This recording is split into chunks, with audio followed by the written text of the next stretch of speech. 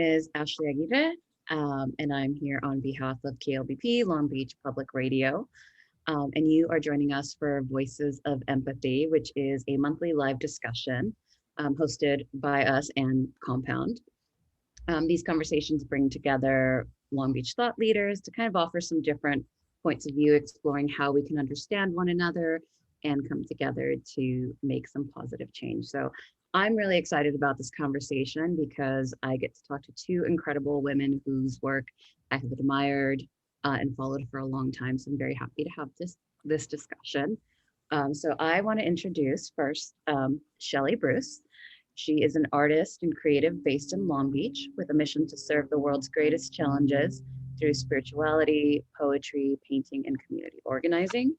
She's a Cal Poly grad with 2 degrees in ethnic studies and fine art, as well as a background in Reiki and meditation.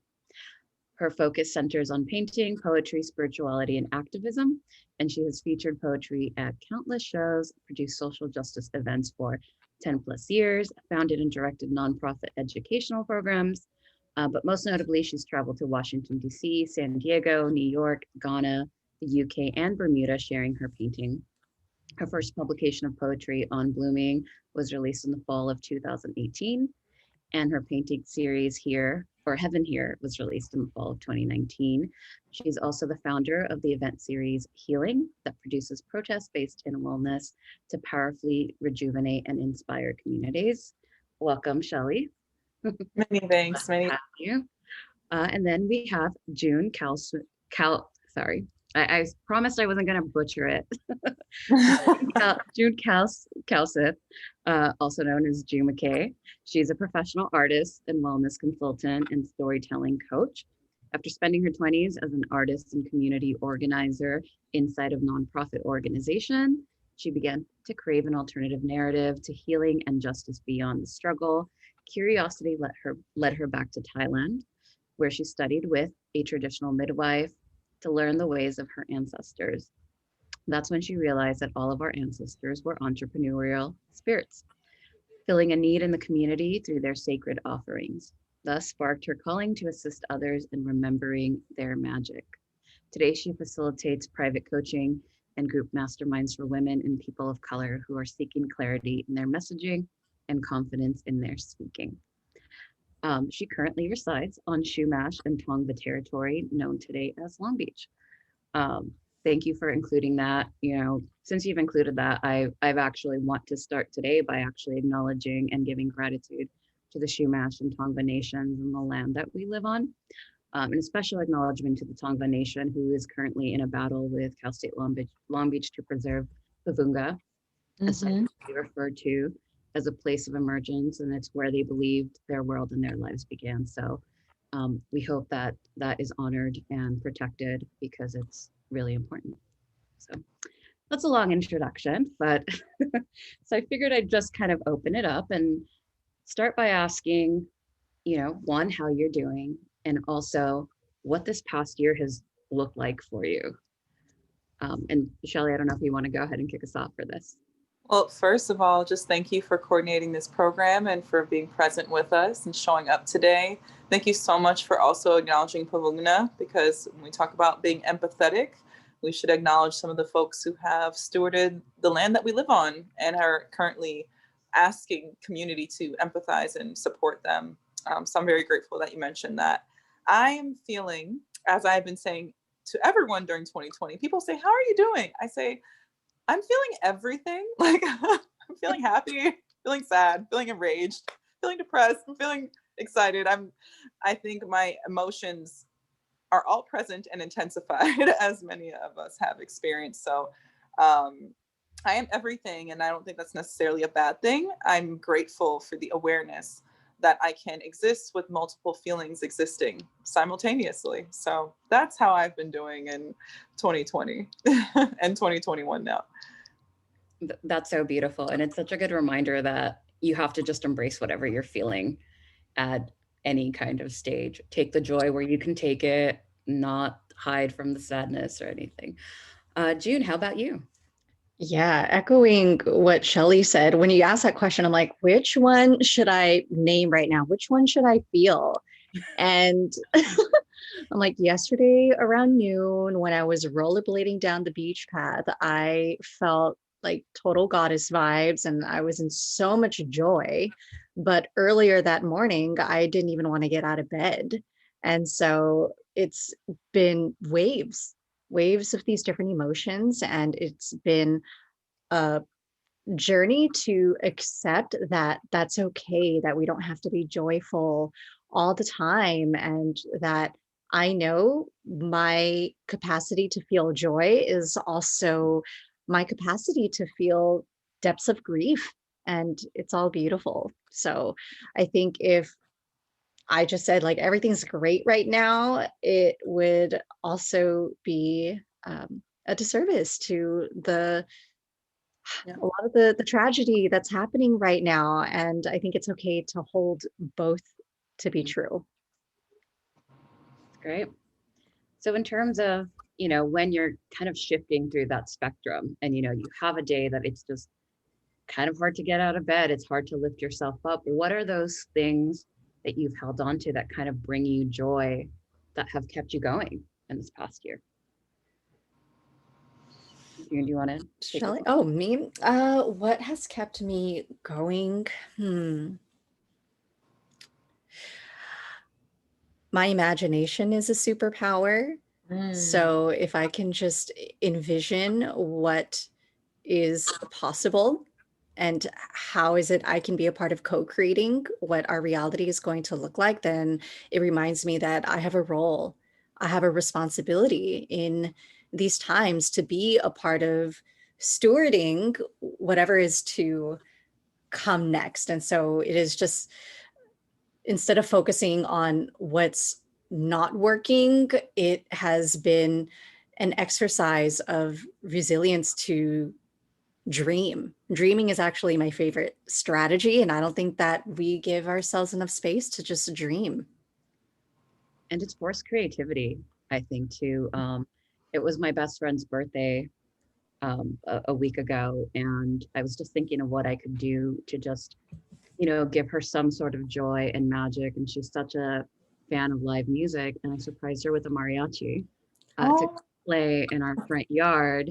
And I had them, the caveat was that they had to play Selena's Como la Flor if we were to wow. do it, and they did it. And my boyfriend looked over at me and he just said, under circumstances we wouldn't really think about doing this. We would just do the traditional, let's go to dinner, let's do this sort of thing. Like, Yeah. it's really forced us in a place where we can't congregate in big groups. Is how do we still, make each other feel special and feel Mm. that sort of joy in the midst of everything. So Mm.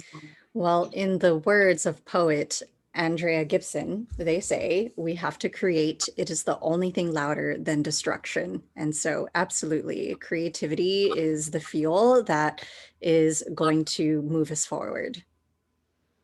Ashe to that. so Shelley, I I just tweeted today, and uh, when I think about what are the things that kept me going, what are the things that made me feel hopeful and move forward last year, and today I tweeted, go where you are seen and understood and appreciated and valued and reciprocated and loved and held, and you'll feel free.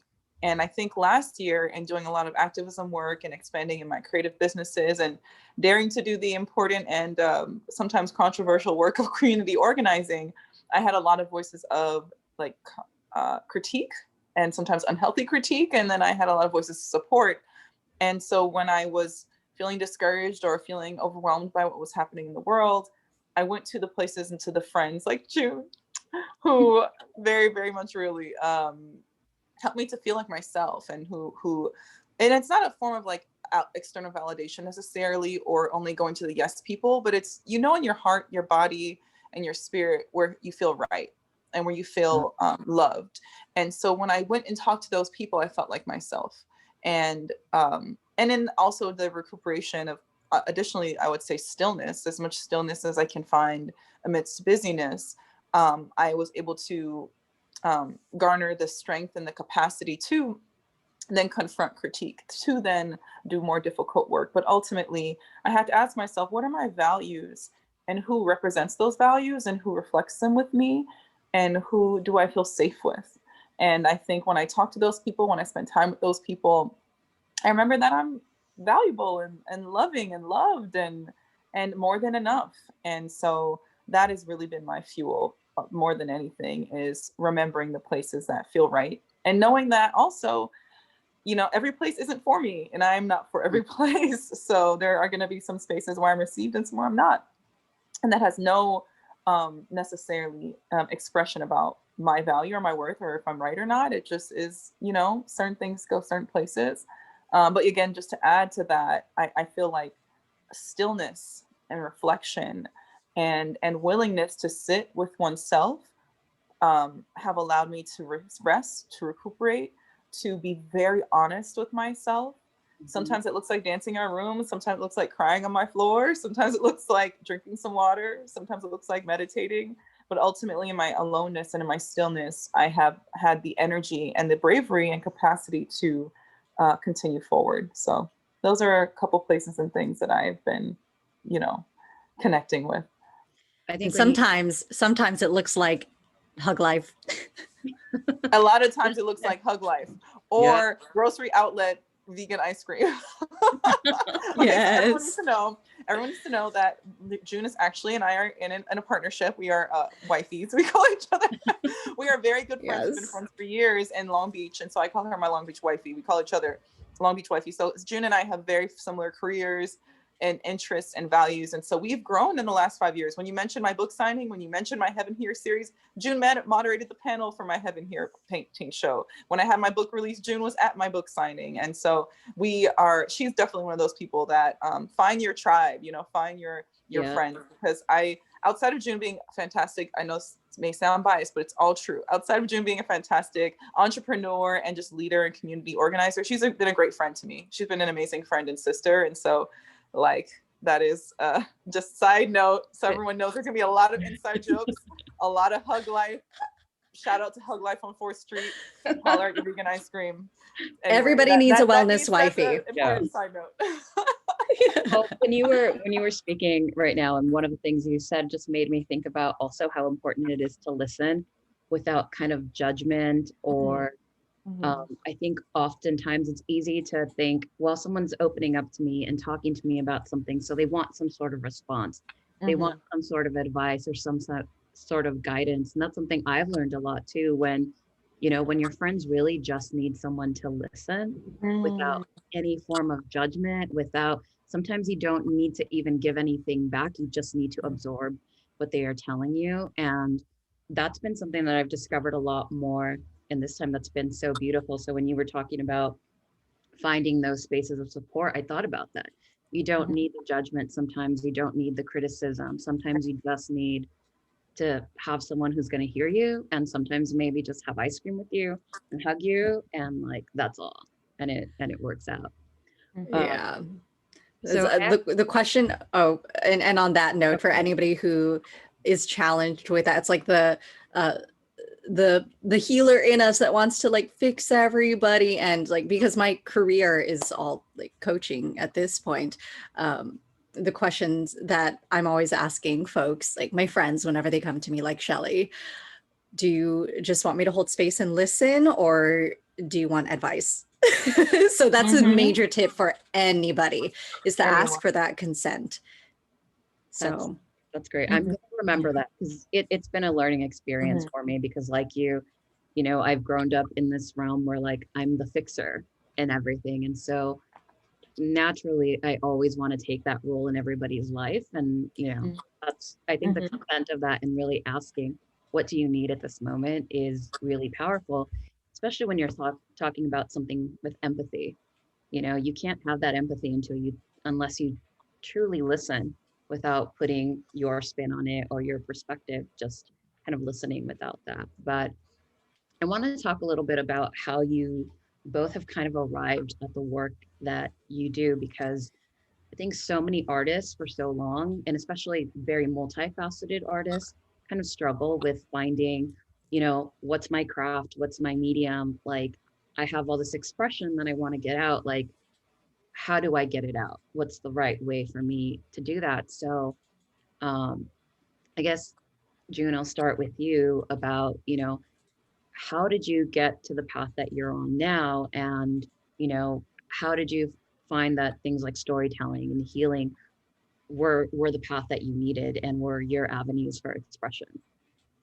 I didn't know. I didn't know. I had to look at what is it that people are coming to me for. And in my 20s, all of my experience is actually in the arts, is in community organizing, all in Long Beach. I hosted an open mic for 5 years called Break the Silence, which ended up becoming one of the biggest open mics in Long Beach at one point. I directed theater skits that talked about the hotel workers' rights and gentrification happening in Long Beach, and we would perform it in front of City Hall with the residents on environmental justice, like all of these different issues I would tackle alongside community members. And I was also getting featured with my own poetry at different venues, but none of it felt sustainable.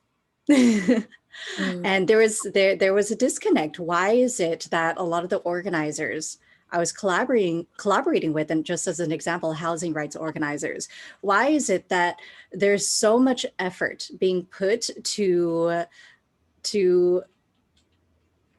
essentially create affordable housing, while the organizers themselves have no idea how they are going to pay next month's rent? And I would just see this throughout the community, how we were constantly in fight mode. Like, we're married to the struggle, and yet it was very challenging to see what was beyond that. And it actually took me getting fired from my first and last ever full-time job at a nonprofit organization. Liberated. Now I say liberated, I say freed. But at the time, 29 years old, got fired from my job working as a rape crisis hotline counselor and community organizer in Long Beach, talking about violence prevention, where I had to ask myself the question, how committed am I to this work? Am I still willing to do it even without a paycheck? And I tried that, and I burnt out. Getting phone calls at 2 o'clock in the morning from community members who felt safer calling me directly instead of the 1-800 number taught me that, yes, I can be empathetic to what's happening, and I also need to create sacred boundaries for myself. So that is honestly where I was forced into the path of entrepreneurship, which went back to Thailand, as you shared in my bio, learned from a traditional Thai midwife, and all of my classmates were white, which was very triggering for me, because I started asking myself the question, who am I to reclaim my ancestors' medicine when these white folks are going back to their countries, calling themselves Thai healers, making money, while my own people who are traditional healers are struggling, and it's a career that's looked down upon and nobody wants to do it. So when I came back to Long Beach, I noticed that a lot of other people who were burnt out from organizing and activism started getting into decolonization and also wanting to reclaim their ancestors' medicine, but there was no foundation to it, which propelled me onto this path of learning how is it that I can support healers of color with bossing up. And of course, I had to learn how to do that for myself first. So that's where I'm at today. And I'm glad that you've taken up that space because, as someone who has sought out some sort of, different holistic practices and healing work, it's so often filled with people who don't necessarily have an ancestral connection to that. It's even that space has been colonized so much. So it's so hard to find those true perspectives, of people who have a lineage of this work and knowledge, that's been sacred and passed on from generations. So I'm glad that you took that up. We've needed it. Yeah, thank you. I'm like, we can be angry at cultural appropriation. We can talk about dismantling systems, but without actively being a part of what this alternative can look like, then we're going to burn ourselves to the ground. I've seen it over and over again. And to be honest, because there's not many people who are occupying these spaces, it's like it can feel really lonely. So it's important to have community, people like Shelley, or like find your community or create it. Mm-hmm. Shelley, how about you? How do you feel, or what experiences kind of pushed you to find the path that you're on right now? Mm-hmm. And just commenting on that last thing she said, find your community or create it. There really are so many people who are aligned with our paths, my creative path, I feel that, there's certain things that just come to you in your journey, in your life, that speak to you, period. When I was 15, I wrote my first spoken word poem, and I didn't really know what I was doing. When I was 13, I got a D in art or something, and I said, I can do better than that. I'm going to take more art classes. And I joined the after school program, and I ended up getting my first professional commission at 16, and I've been paid painting since I was 16. So there's certain things that just come to you, and luckily I was supported by my parents. Whatever energies and community and or just within us that pushes us to create, that happens. So they're just things that just come along and you stick with and that are yours. But I feel for sure that it was just something that always excited me. It's like I just felt like I had this gift. I felt like I had these things that I could do, and painting a painting and creating a poem was so rewarding to see it to completion. It was so rewarding to see how folks responded to it, how it made them cry, how it made them feel.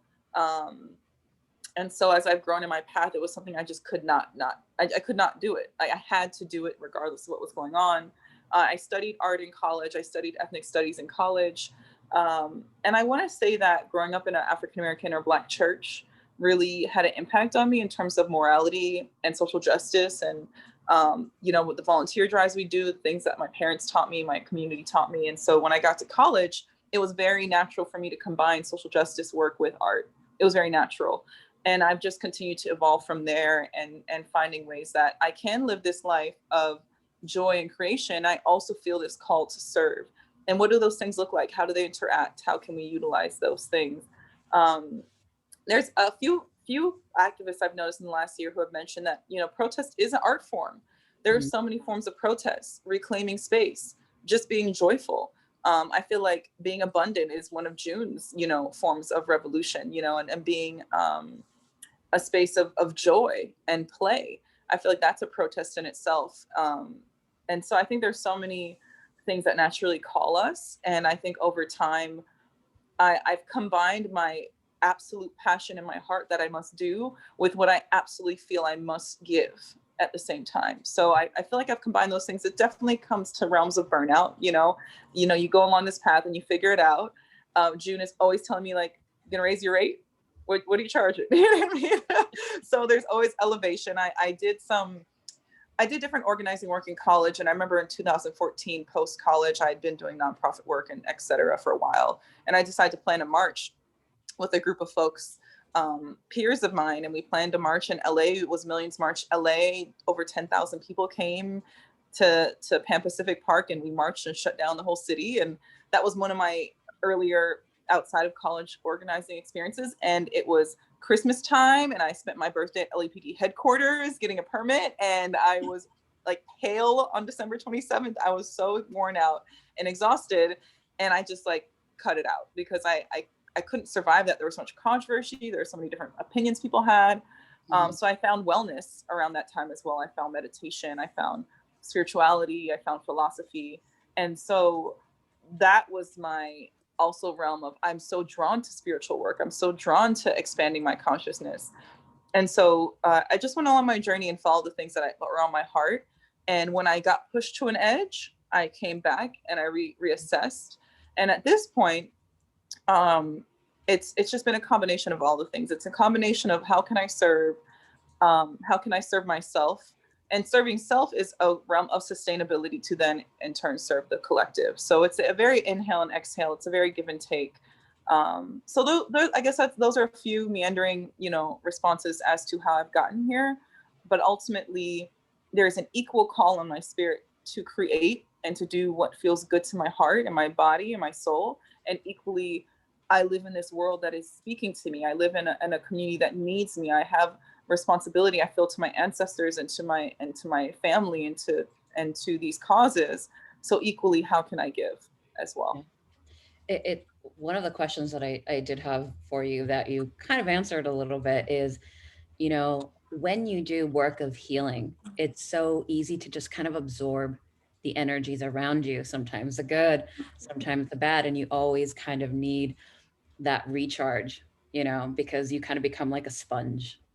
And that's the risk of it, is you give so much. So I love how you're talking about the balance, you know, that you give as much as you receive. Like there's a balance in really finding both of those. And you mentioned, you know, meditation as something that you do to kind of, you know, recharge yourself and give back that self-love that you need. What are some other things, you know, that you do, or June, if you want to chime in, you know, to kind of set those boundaries and, you know, keep your own energy kind of guarded? I really want to speak on that. And June and I have talked about this too. Healing can be a loaded word. When we decided to do Day of Healing in June 2020 in response to some of the protests, as a form of protest and also a form of rejuvenation and art, we just like, what do we call this thing? We got 3 weeks. What are we doing? Healing, Day of Healing. Okay. And so healing has just kind of stuck as a name.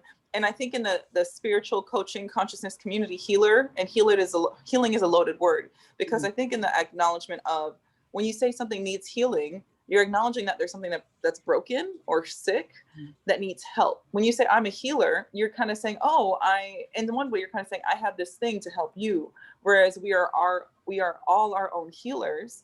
And so sometimes I think healing in itself on a metaphysical level as well as a literal level can kind of magnetize things to be fixed in a way. And so I think a lot of times in our communities, we talk about, do I want to call myself a healer kind of thing? And at the same time, it's undeniable that in our world there's healing that's needed. It's undeniable that there's discord. It's undeniable that there is pain. And so I'm still in a space of, with this new organization I formed, do I still call it healing? I'm still resonating, because I think there's always going to be harmonization and healing work to be done. However, you're absolutely right. There are definite times where everyone then feels, oh, you're doing this thing, so let me bring you all my concerns and my problems. Let me project. Let me tell you what I think you should and shouldn't do. So you do attract a lot of that. And also, on another level, I feel like metaphysically and spiritually, I then, how am I to lead? How are we to lead and be what we are unless we vibrate that? So in my life, there has been immense healing, romantically, friendships, family, interpersonally, inner child, you name it. I had an intense year of personal healing simultaneously. And so in all that, outside of meditation, I spend a lot of time in nature. I go to the ocean. We're very blessed in Long Beach to have some access to the ocean. Or if you can't get to an ocean, there is a tree, a patch of grass, a potted plant near you. Connect with nature is massive. Putting bare feet on earth. Every day of healing is always outdoor. It is, obviously in pandemic, but it's always connected to nature in some way, because as soon as you touch grass, as soon as you touch ocean, you are kind of reconnected to another aspect of your life. As well as I've just learned when to say yes and when to say no.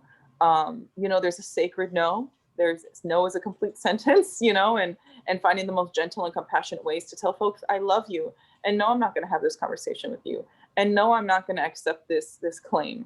And no, I'm not going to accept this behavior. I have compassion for you. I have empathy. I have understanding. And I don't have the capacity today. Or I, in all honesty, don't agree. Or I'm doing a lot this week. I can tend to you next week. So just having to have a sacred no is really important. And those are a couple things outside of just meditation that have allowed me to create space for myself. And I'm definitely not perfect. I've made plenty of mistakes. I have plenty of areas of growth, getting outside of the idea of I need to be the fix-it person. But ultimately, I'm learning to more and better proportions ration my time for myself and ration my time for other people. There was a post you made, I think a couple of weeks back, that really resonated, where you said that healing is non-linear. And I think that's what people get caught up on. It's like, I'm on this upward trajectory. So I think, speaking to that a little bit is ebbs and flows. It's like the yeses and the nos, and when you have time to do it. And even healing, like sometimes you have a lot going on when you can only tackle one problem at a time, and giving yourself the space to kind of, fluctuate between those two. Yeah, and in balance with that, I say that, and a lot of folks have been saying that healing is absolutely nonlinear. Are we ever fully healed? Is a good question. There's grief that I've been processing from 6 years ago, from 20 years ago. And there's some days we need to go through that. So a lot of us, I think, are realizing that at this time. June, I want to hear a little bit about, how you maintain, a well state of being for yourself through this work. Oh my goodness, do not let this fool you. No. Yeah, like some weeks I am so on point with my self-care. And it's so my calendar I use as my number one manifestation tool. And so what I invite everybody to do is to actually schedule your free time, your playtime first. Like literally put it in your calendar, block it out, make it a task for yourself. And at least for me, because everything is virtual now, like when people book me for an appointment, I only have limited time available to have those conversations. And the same goes with friends. I've had to learn how to create my own boundaries with how much time am I dedicating to refill my own cup, especially if I am constantly taking in other people's stories. So actually, I have an Epsom salt bath that is ready to go right after this conversation. And if not the Epsom salt bath, like I can say that I meditate every single day, but I'm not as strict with my practice as I'd like to be. And I have so many ideas that are bursting through my mind sometimes that it can be really easy to wake up first thing and be like, okay, get straight to work. And now I'm learning, what is it like to step outside and greet the sun? Make that be my first task of the day. If I'm feeling really crappy about being inside, then I have to be responsible for my own joy, my own healing, my own care. That has been one of the most challenging things for me to embody, is that it's my responsibility. It's on me. Yeah. So, yeah. Well, there was something you mentioned about, how everything is virtual now. And when I think about, community work and so much of the work you do, there's this presence, when you actually get people together and you really get to have this beautiful exchange of energy and joy when you're in that setting. How have you been able to, or have you even been able to at all, maintain kind of that same level of connection in a virtual setting? I actually just finished a 3-day online virtual retreat. I had about 40 people from all around the world who signed up, and it was actually supposed to be in person. I was going to book a venue in downtown Long Beach, had a photographer, like we were going to be good to go. But with the stay-at-home order, I had to, what they say is pivot. And I actually don't like using the term pivot because it sounds like such a sharp turn. Instead, I like to think of it as expansion. I expanded. I got creative. My artist roots allows me to be able to imagine, okay, what is it that I want to create, and how is it that I can collect the evidence into this physical world so that others can also be a part of this experience. And it was incredible. We had an open mic as well. I'm a Zoom queen at this point. I can like break people up into meeting rooms and probably talk about how before this Zoom started, you were giving us. Oh yeah. Tips. Look, I have had a Zoom account for 3 years now. And so I feel like me getting liberated from my job actually prepared me for this past year, because this past year was actually when I feel like my business really took off. And it's like, and so one of my mantras that I say to myself as well as to all of my clients, all my friends, is to not doubt the seeds you are planting and what they will blossom into. I think we can often get caught up with the, am I doing the right thing? What if this is the wrong choice? What if this is like not meant to be for me? And it's like, what if you just saw life as a playground? Because if your job were to get pulled underneath your feet, if you were to lose a loved one, if things don't go as planned, how is it that you are going to react? Are you going to ask, why me? Or are you going to see this as an opportunity for change and for growth? Well, with you mentioning that you just held this retreat with people from all over the world, it almost seems like it's also increased the accessibility. You might have people Absolutely. connecting with you that didn't have a way of connecting with you because maybe you were working only with people within your own certain, area, or a physical area of people you could Yeah. see. So that's, I think That that's has also been potential. the most profound thing, because I am like ride or die Long Beach. I freaking love this city. I've also, like Shelley, have organized so many different community events, the art theater, like every coffee shop. I, and so being able to translate that onto a virtual platform has been able to expose other people to this beautiful world. Like, you don't have to fly to Long Beach to get some of this energy. Let me bring it to you through the screen.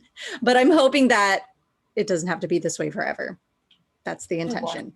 So with that question, I actually want to jump into something different, a little related, but Shelley, I guess I'll have you take this one first. Is that, in this new world, or, that the current state that we're in, what's something that you feel that maybe you did under these circumstances that maybe you wouldn't have done under normal circumstances? Because I also feel like a lot of people have been reflecting and kind of thinking about, like, we're all struggling. Are we going down the right path? Maybe I should try this or try that. Like, is there something that you feel that you did during this period that maybe you just didn't think about doing, or maybe you were afraid to doing before?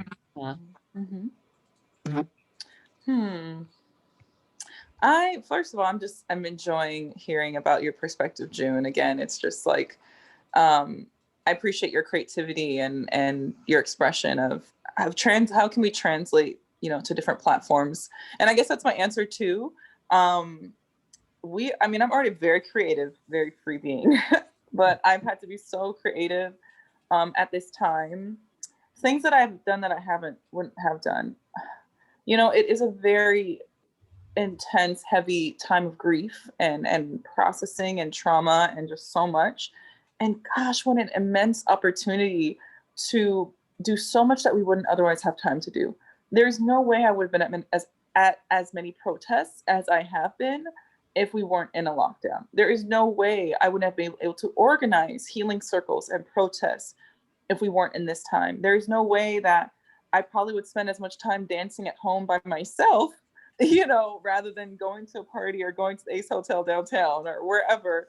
And I've just learned to appreciate my body and appreciate myself and enjoy my own company. What a gift of isolation. What an difficult and intense challenge. And what an opportunity to spend more time with myself, to be more disciplined in my practices, because what else do I have going on?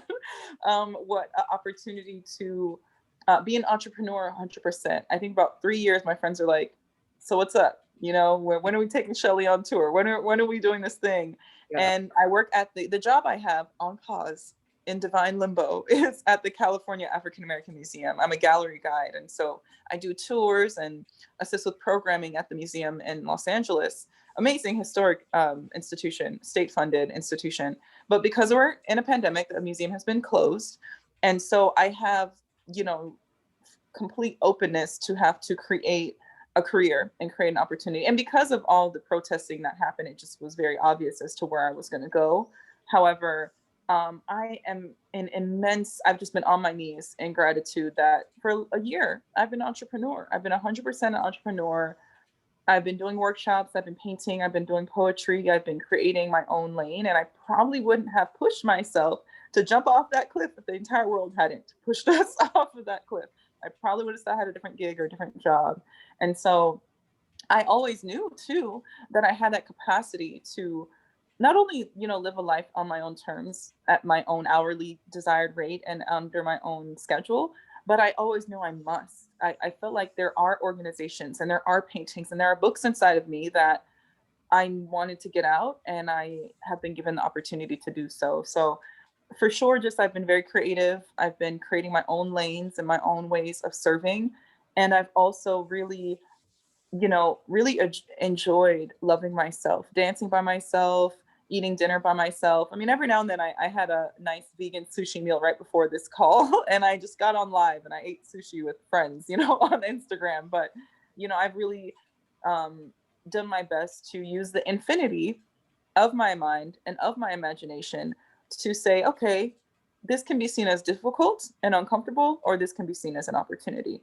And so I've been doing my best to appreciate, allowing myself to have desires, allowing myself to be like looking for my Revolution Bay, all those things. It's okay to, look for partnership and look for things that you want in your life. And also I've been really appreciating, the opportunity and the challenge that has been presented to us.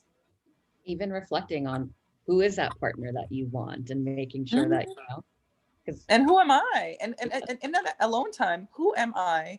What are my values? I think we've been trained in our world to say, okay, this is good and this is bad. This is excellence and this is not. And in the last year, especially, I've gone, you know what?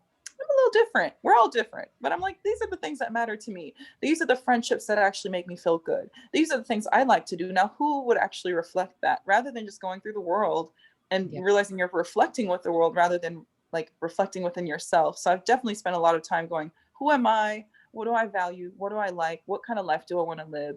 And then in time, what kind of partnership would actually complement that or support that versus me confining or conforming myself to something outside of myself? Yeah, this is something that our friend Dakota, who helped get us all together, and I had talked about how, it is so important as people who work, like doing community work, how like even we had discovered that like, that's what you need. You need someone who not necessarily has, this thing or this checks off this box, but who really values that community and doing good for your community, and it doesn't have to be in the same way that you do it, but just that love there is so meaningful because it's a great source of unity. Like if you don't have someone who aligns with that, it becomes really hard because you're out here doing the work. And if you're unsupported in that with someone who doesn't care at all about that, it's difficult. June, so is there anything that you've done that you feel like you wouldn't have done otherwise? I mean, grow my online business. I mean, but aside from that, it's also just been learning how to be okay with the stillness. Yeah, that's been, I would say, the beautiful invitation versus wanting to go here and there and there. And granted, I have like traveled a very tiny bit. I was actually supposed to do a retreat in my motherland. And I think it was a blessing that it ended up not happening just because it was time out for all of us as humans. Yeah. And I just feel like maybe because I've been in my cave, like just building this vision, it hasn't felt that much different for me personally, other than being more accountable to making sure I'm taking care of my mental health along the way. Like I would say I've rollerbladed the most this past year. So I'm waiting for my Moxie roller skates to come in. Oh my gosh, they are very busy. I'm so bitter because I walked in there earlier last year, and at that time I was all like, when I have the money, I'll come back. And next thing you know, this pandemic happens, and I was like, I want to roller skate now. And I have been waiting for my pair for 7 months. Whoa. I should have just bought it when I was there. And so Talk that about also speaks to like, you know, I'm just having how this we like, vision of you in like Mariah Carey's fantasy video, because that was always one of like my things as a kid. When I saw that video, I'm like, that's what I want my life to be. I just want to rollerblade on like the boardwalk by the beach with ODB by my side. Like, shout out to yeah. Long Beach And roller skate culture. I know. I'm like, oh, those girls are so hot. I want to be friends They with are them. so So I'm hot. pending my skates. And what that taught me though was like, oh, at that moment I hesitated because I was in scarcity. And I told myself that I didn't deserve it. And now's not the time. And then it's like by the end of the year, you know, we're in a pandemic, business grew. And also it's like everything is moving in ebbs and flows right now. And so one of my biggest lessons is to embrace that impermanence and to embrace that uncertainty and to see that as an adventure versus a complete halt to our plans in life. find new adventures. Yeah, I'm I also don't. Okay, oh, go I'm ahead. just saying, I'm just also wanting to convince my partner to allow me to put a pole in our apartment because I miss going to the studio. That was my other form of We did do self-care. one pole class, June. We did actually go to one pole class. I remember before the pandemic had hit. I In was also downtown gonna Long say, Beach. oh my gosh, yeah, I miss pole too. But also, I would like to add that I thought June would probably get more sleep in 2020, but she's probably been busier than ever. So you've been quite successful. She's been doing excellent work with just countless POC creatives and entrepreneurs. So shout out to you. You've been busy this year. And hopefully we'll all get a pole, because I've been trying to get one too, but my ceiling is slanted, so it's hard to find one that I can use. I've been kind of upset of living in the like slanted roof because I Oh, I can't get a know. secure one. They But have yeah, some with like the weighted bottom where it doesn't have to touch the ceiling, and maybe it's yeah, outdoor or something. I don't know, but I've yeah, thought you'll about find that it. one, but as a newbie, that one freaks me out because I'm just like, am I just gonna roll off with the thing? You know, it's just all the crazy things that stop you from doing things sometimes. But I want to go back to just talk about our ancestors a little bit, because both of you guys have talked about these important ancestral connections. And I think when I hit hard times, I always think about, you know, what my ancestors did, you know, and kind of the pain and work that they went through to so that I could be here, you know, coming from immigrants is it's kind of something you carry is the generations that work so that you could be here. And um, I think it offers a big form of resilience when you understand that, like, you know, you have strength in you, that you come from strength. So I wanted to ask you guys a little bit about, you know, how those ancestral connections have, you know, how you've channeled them, how you've used them in your day-to-day life. You've asked the right two people. June and I both have a lot of reflections on that. I know in her work as well. Oh, you know, I just first of all want to acknowledge that I love 2021, where you can have a conversation about roller skating, pole dancing, and ancestors. All subjects are at play. So amazing! What I never knew life would be this fun and magical. June has so much beautiful expression on it because so much of her articulation and structure of her work is about ancestors. But I would love to start and tell y'all a couple stories because recently I've been very much connecting to the masculine side of my family, my father's side, and my masculine ancestors. And we all talk about the rise of the divine feminine. And I'm a very feminine woman. I mean, only sisters and aunties, all girls school, women's studies major. I mean, you name it. Everything I do is femme centered. And in the rise of the divine feminine, the conversations and events and programs I've been doing for the last 5 years or so, I do a lot of work with women. I have a lot of friendships with women. We have a lot of women's circles. But in the last year, Spirit was moving me to say, okay, we've worked on healing ourselves. Well, if we're going to heal with masculine and all other energies in between, but if we're going to heal with the masculine, I've been calling to work with more masculine directly. So I've been doing more Reiki sessions with men. I've been having more conversations with men and projects with men. But really interestingly, last week, I was going to a meeting and I drove up and I parked and I was kind of in a moment of doubt. And a deer popped out in front of my car. I was in North Glendale and like a deer, a young buck, literally a young buck with short antlers popped out in front of my car about half a block in front. And I was so amazed. And we looked at each other, and I got out the car and it still didn't move because they're usually a little jittery. Anyway, so he went to go eat. And even this man was walking down the road, this African-American man was walking down the road. The deer still didn't go away. And I just was so amazed. And this brother said, the deer eat my roses. It was this lovely moment. And a few days later, I realized, my Uncle George, I had an Uncle George on my dad's side, who's like a grandfather and a great uncle. My dad's side of the family does a lot of deer hunting. And so whenever I see deer or think of the outdoors, I think of my dad's side of the family. And it just hit me somehow days later that I felt that my Uncle George was, when I see deer, it's Uncle George. I often think of my dad. My dad has gone deer hunting in Colorado since he was 15, every single October. My great-grandfather is half Native and half Black, and has often had a tradition of hunting and growing his own food in Los Angeles for decades. And so that lineage in general on my side of the family is very present, hunting and gathering and growing food. But specifically, I had in this last week recognized, and so happy to share with folks, the magic that exists when we have these symbols and these signs. And I recognized it was my Uncle George, because even when my Uncle George passed and when I was in high school, my dad and I were headed to school. I was headed to school, and a full-grown buck popped out in front of our car. This was when I was a teenager.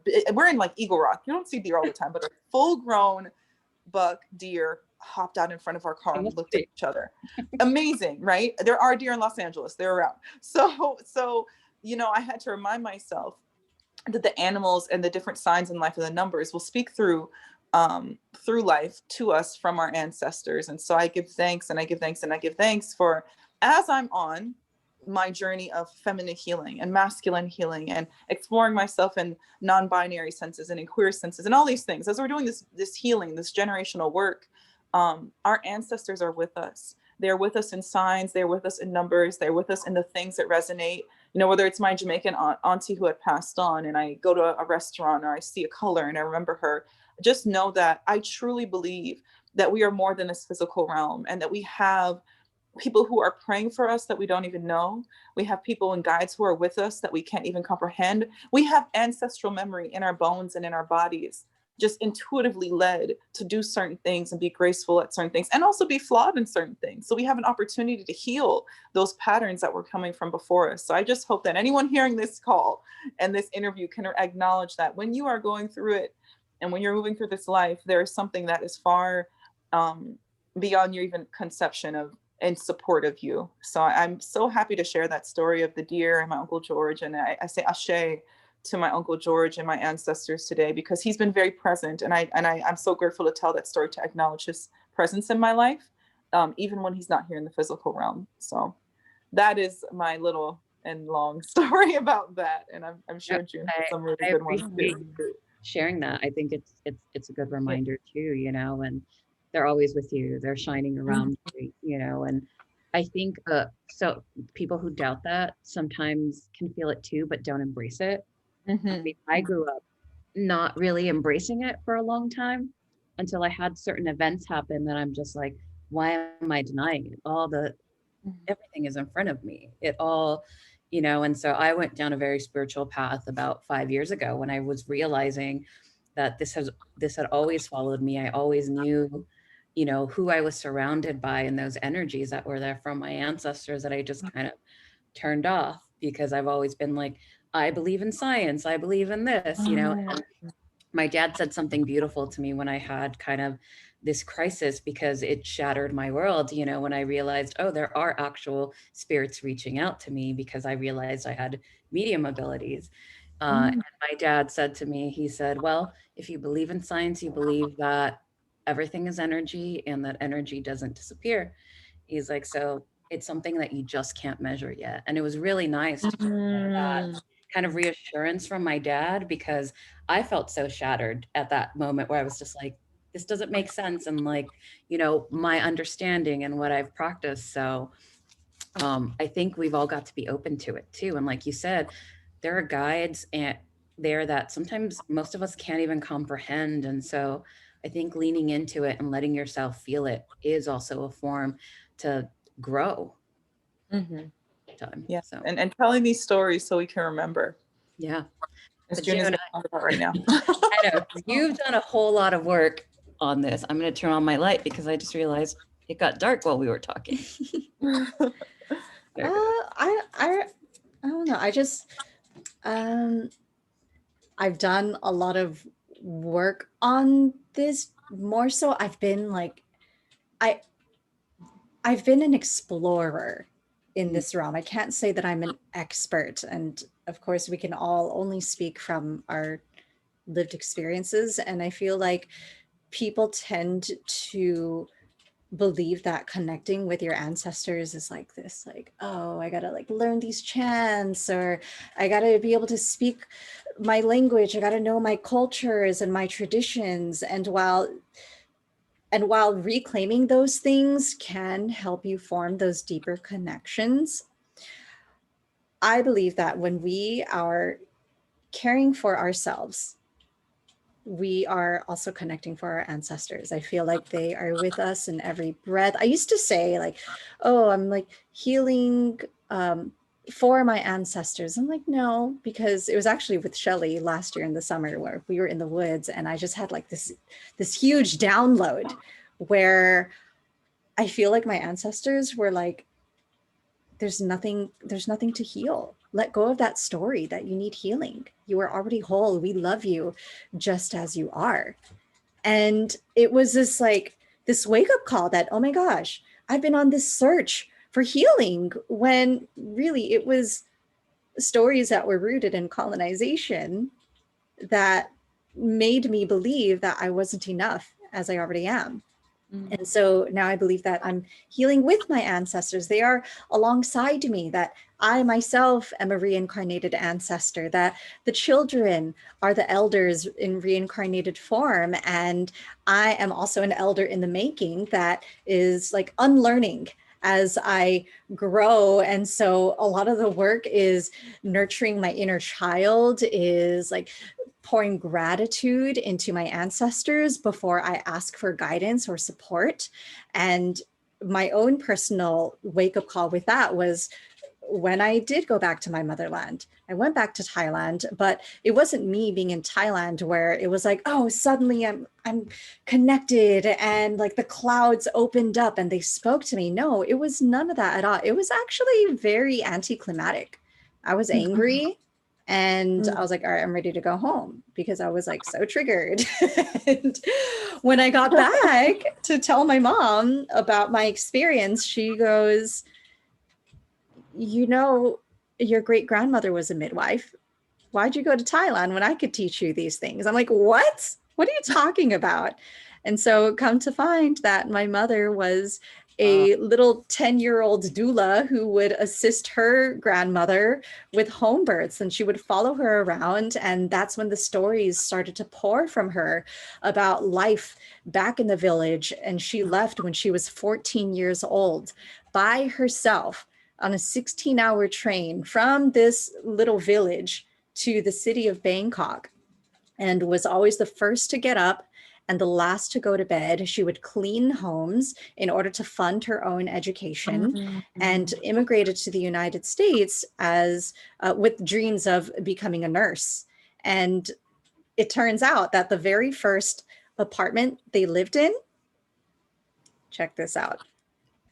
She questions, why is it that I choose Long Beach as my home? Because I had the privilege of growing up in the suburbs of Cerritos, California. And she's like, why would you live in the hood when I like, you know, we created this life for you so you wouldn't have to struggle like how we did. And so 4 years ago, I actually started a Long Beach meditation group for people of color at the May Healing Center and United Cambodian Community.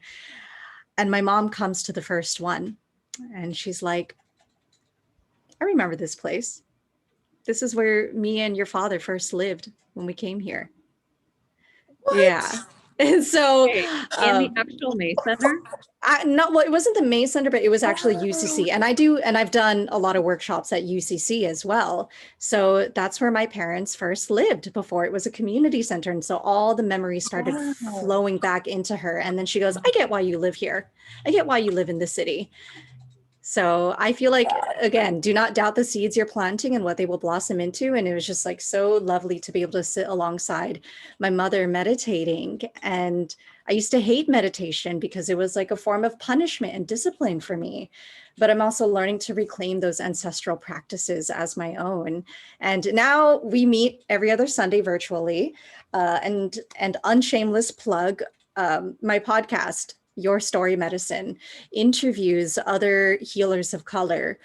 Ask, like, and one of the first questions I ask everybody is, what is your ancestral lineage and how has that influenced the medicine it is you have to share today? And Shelley is actually my first guest, so go and listen to that for other stories of how really connecting with our ancestors is one of the things that is birthing the movements that we're creating today. Hot sauce libations. Oh yes, hot sauce libations. You'll know what I'm talking about when you go and listen to that. Okay, I'll get it when I go.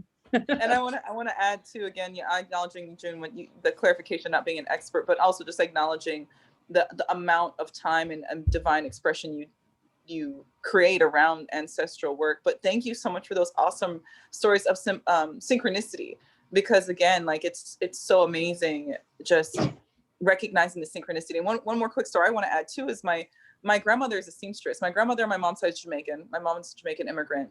And my grandmother right now is 101 years old. She lives in a nursing home in Pasadena. So she's an amazing elder in our community. And my mom and I were talking about it one day, and my grandmother, when her lived in Kingston, she ran a bed and breakfast. And my grandmother would sew clothes. She was so popular that people would line up around the block. And while those people lined up around the block to get their clothes sewn, it kind of reminds me of you and your mom being in Bangkok, like going to the main city to work and all the things. So while people are lining up on Fridays and Saturdays to get their clothes sewn by my grandmother, there was a man who used to read tea leaves because it was so poppin' that he would be there and he'd read the ladies' tea leaves while they're waiting to get their clothes made. And I thought to myself, what? And I think my mom might have mentioned this once when I was younger, but I said, wow, there was a man doing spiritual readings outside of my grandmother's business. I mean, these are the things that just like, and here I am doing this kind of work now. So it's like, these are the things that are so synchronistic, and outside of whether it's magical, semi-indescribable miracles and moments, or whether it's us just talking to our parents and our uncles and our aunties to find out those stories and learn those synchronicities and see how they're flowing through us, and recognizing that really there really are no mistakes. Maybe there really are no coincidences. Perhaps, like June said, all the seeds that we're planting are divine in divine order. And I think that gives us courage and purpose every day as we go forward to whatever we're called to do. And June, you also said something that I think really stood out to me too, that a lot of people think that this is something you need, is that you need to speak some sort of language, that there's this chant you need to do, that there's this thing you need to buy to do it. And, you know, it's already in us, you know, it's already in it. It's in our DNA. It's just finding, it's asking the questions, talking to your parents, talking to your grandparents, and really finding out. Yeah. About And I think it's important that we acknowledge chosen ancestors, because your ancestors don't have to be a blood lineage either. And they don't have to be of human form either.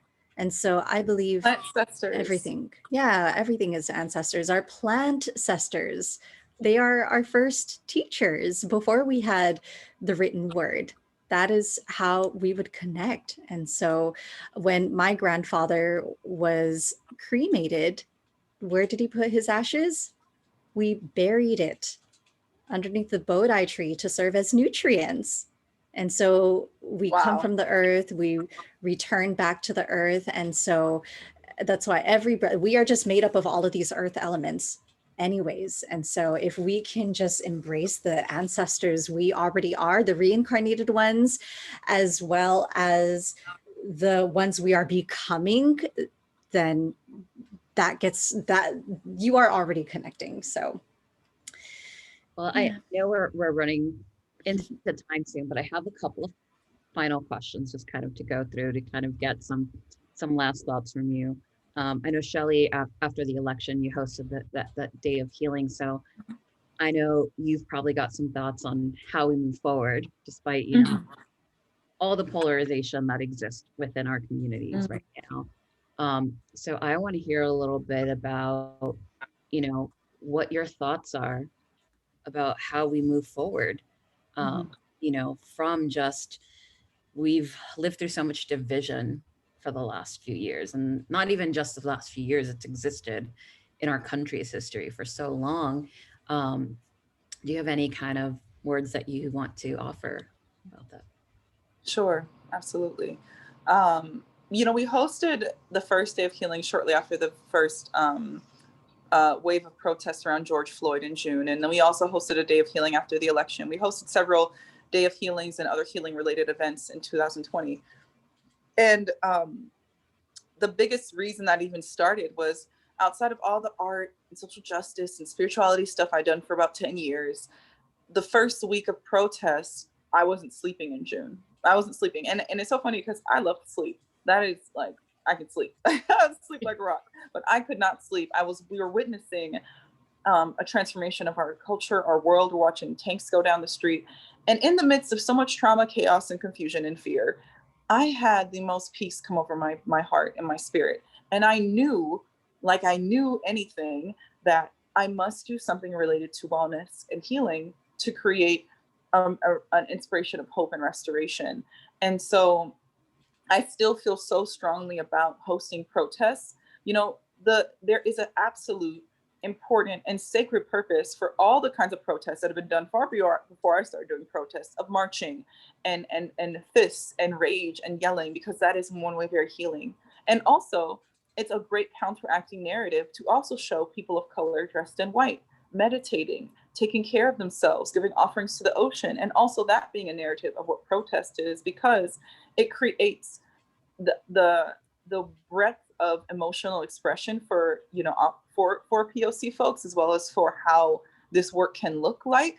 And I feel very strongly about continuing to create, in the best way and safest ways possible, public expressions of wellness, meditation, groundedness, um, along with the other forms, because essentially we are fighting hatred, we are fighting genocide, we are fighting discrimination, we are fighting some of the world's deepest challenges.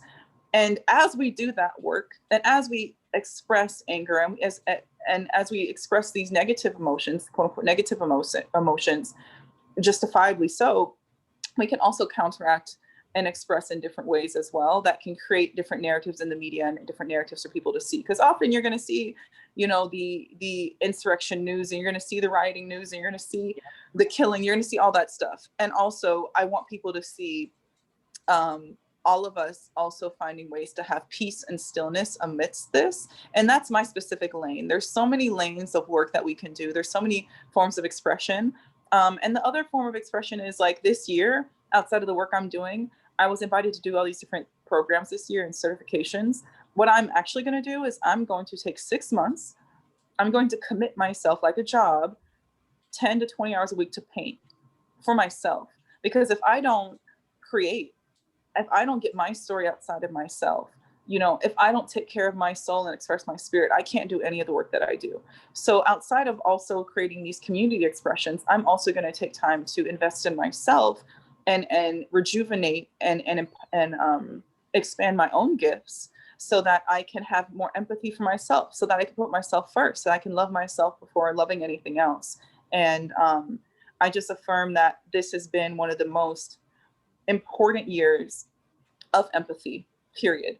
It has been, I have never seen, in some ways, so much hatred expressed, but also so much human kindness. People have been so kind and so thoughtful and so generous and so creative in the last year. And so I feel like expressions of kindness publicly, expressions of kindness to ourselves, and investing in ourselves are some of the ways that we can make it through unprecedented times in the history of our world. Thank you. June, how about you? What was the question again? I got lost in Shelley. No worries. Yeah, there's so much there. There's so much beautiful. What do you think we need to carry us forward, as just a nation overall, to continue, the work of healing and the place that we've been at, despite all the division in our country? Going back to what I said in the very beginning is we get to imagine, we get to dream alongside the strategy, alongside the organizing. I think all of it goes hand in hand with one another. And also the the systemic change we seek gets to happen alongside what's happening in your own home. Have you told your loved one how much you mean to them today? Have you shared gratitude for the people around you without expecting anything back in return? Are you loving up on yourself too? Because we get to teach the world how is it to treat us. And I feel like, especially as women of color, one of the most radical things we can do right now is love ourselves. Yeah. Legit, and not feel the pressure to take on the suffering of the world or of our community and our family and our friends by ourselves. Like we cannot carry that. It does not have to be your responsibility. We do not have to martyr ourselves for the sake of anything. So that's what I am hoping to see more of, is this unapologetic self and collective care. And that one of the quotes that I often share is that shame dies in places where our stories are shared. And so I feel like even for us, the three of us, to have this conversation gets to be a part of that collective healing. We can start small and allow that to ripple out into the change it is we want to see in the greater world. So beautiful. Actually. Well, I really appreciate all the sharing that you two have done today, because it's just so great to hear your words and your journeys and the things that have kept you going. But I do want to close on one final thing, and it's kind of a quick one. Just, what are you leaving behind, and what are you taking with you in this new year?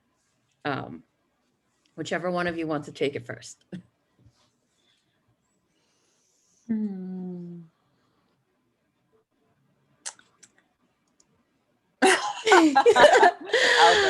I'll go. Okay. Because I've been doing for the last month, all I've been doing is like shedding and preparing for the year. I am leaving behind doubt. I mean, all these things will always exist, but I'm leaving behind immense doubt and fear that I am not already enough of a leader and a professional to step into my dreams and into my desires. So I'm leaving behind the idea that I'm not enough, and that there are things for me to doubt and be afraid of, not trust within myself. And what I'm bringing into this year, I am bringing in fun and sexiness and play and joy, because I and my ancestors and everybody has done enough pain and grind and struggle. And I really am asking myself, I've done a lot of crying. I've done a lot of processing, and there's not going to not be times to go through that with myself and others. However, how can my healing be fun? Healing is just like protest, is just like art. It's its own form. So I feel like what I'm calling into this year is I'm going to move through my life with as much fun and play and joy as I can, because it's going to continue to energize me to enjoy my life fully and to be a shining example of what I want us all to have and access to. I want us all to have a little more levity and a little bit more freedom in life. So I want to embody that and just take out the struggle. I just going to take into this year doing my best to have as much fun as I can, turning the mundane things into fun, and remembering how to enjoy my life. That's what I'm taking into the new year, into this now. You are an incredible leader. Thank you. Done so much. So I just want to give you some appreciation for that, because just echoing that. June, what are you taking with you, and what are you leaving behind? What I am composting is the story that my self-worth is attached to how much how much results I have, that my worthiness is attached to my productivity. that is a major story that I'm composting. And the one that gets to be nurtured once I allow the earth to take that story is that my existence is enough. And that's the medicine that I get to give to the world. So good. And I think Ashley, what are you leaving? What are you leaving, my dear? And what are you taking into the year? Well, mine is actually very similar to June. It's always measuring who I am by what I do and the productivity. And because of that, I've lived a life where I'm always busy. And a lot of that is because I've put off processing a lot of emotions. That my defense mechanism is to be busy, is to do things, to not give myself the space to just feel things, so I think that has created this. That's what I've measured myself on. So mine is very similar, just kind of letting go that, like, I have to do this, like that, I won't be good at something because I didn't do X, Y, and Z. So that's something I'm leaving behind. And it's hard to think about what I'm carrying.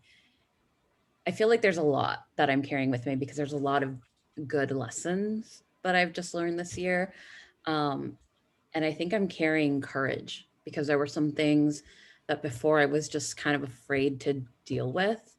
And I feel like it's still going to be a hard year of just growth moving forward, but I feel ready to take it on. I feel like having a little bit of time, like I kind of had a forced period where I wasn't so busy because at the beginning of the year, I was working in events and all the jobs I had got canceled. I think that has created this. So now what has happened is that I had a few months where I didn't have anything going on and I had to just kind of deal with it. And I needed that time.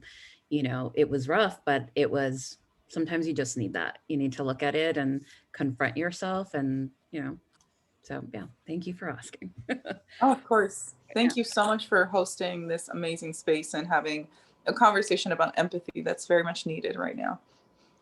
And, again, thank you both. And thank you to Compound because, Compound is creating the space for us to have these conversations. And I'm excited for when they finally get to open and we can all get together and dance. I'm looking forward to a big dance party with everyone that I love when we get through this. So I'll be planning one of those as soon as things back up. I've been dreaming about it since about April 2020. In the meantime, we got Zoom dance parties. Yeah, we sure do. We'll work on our dance moves until then.